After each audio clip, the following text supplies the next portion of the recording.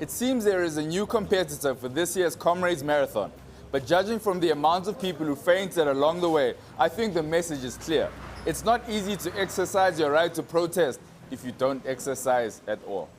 There was an awkward moment when protesters walked past Malema's house, and he was like, I would offer you my house as a rest stop, but they are still cleaning the carpet. Don't worry, I speak like this all the time. Malema wants nationalization without compensation, which many private companies fear. It seems the youth leader is playing grapes, but instead of snatching Mazimba chips, he's trying to hijack De Beers. But the Oppenheimers are saying, "Hi, nix map." Let's take a look at some of the images we captured at the march. Ladies and gentlemen, this is the craziest scene I've ever been to. It's proper a party going on here behind me. We've got police everywhere to make sure it doesn't get out of hand. A bit like those New Year's Eve bashes that you go to in Cape Town. We're gonna get some interviews from the people. Come with us.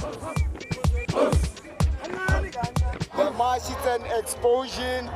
It's a demonstration of the gap that exists in South Africa.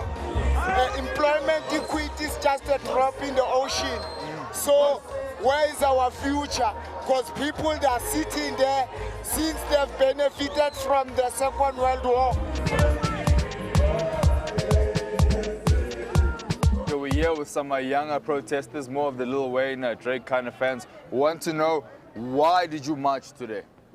I think the march has been very clear to the young people, as we understand that young people of South Africa is facing many dynamics issues as a challenge. Sure. Unemployment is very high in this particular country, and it's a chain to something that is going to destroy a country at the center of crime. Sure. And many things. It was a long walk, but we haven't arrived to our destinations as per economic freedom per march. Sure, sure. Yes, because we're marching for economic freedom. Yes. Reaching our destination does not equally mean we'll be here today or our needs will be resolved today.